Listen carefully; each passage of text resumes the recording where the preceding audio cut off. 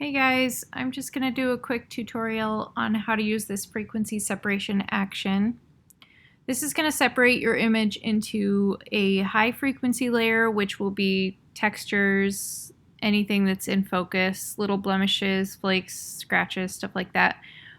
Low frequency layer is going to be the tones and colors of your image. So first, starting with the high frequency layer, I'm going to take my clone stamp tool and I'm just gonna stamp over any little blemishes and flakes that are in focus on baby's skin. So what this does is it carries over the texture that you want to change without affecting the tones at all.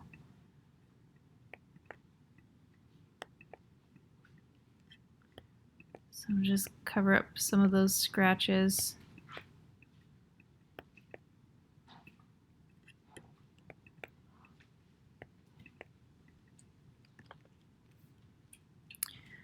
All right, the low frequency layer is going to affect colors and tones. So anywhere on your backdrop where you have like big wrinkles, shadows, anywhere that it's uneven and you kind of want to even it out, I'm just going to take a big brush at 0% hardness and put it at about 25% opacity and just sample from an area of the backdrop that you want to paint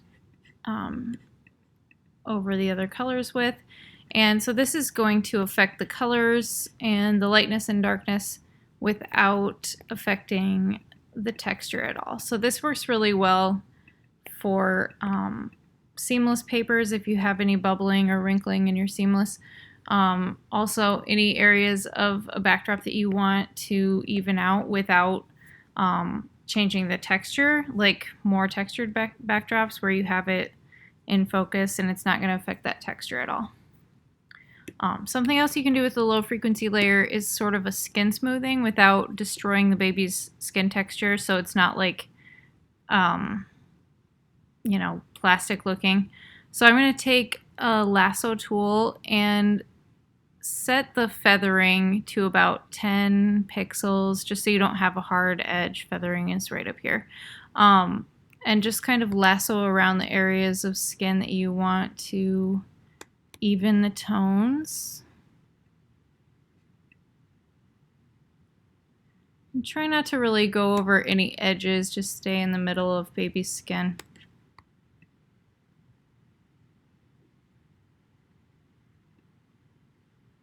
And I'm holding down Shift to select more areas.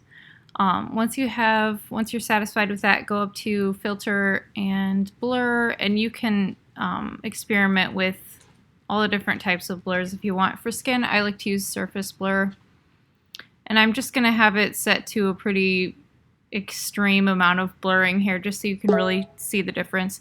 But you can mess with the radius and threshold too. And now we have before, after. So you see how it's nice and smooth and even without modifying the texture of the skin at all.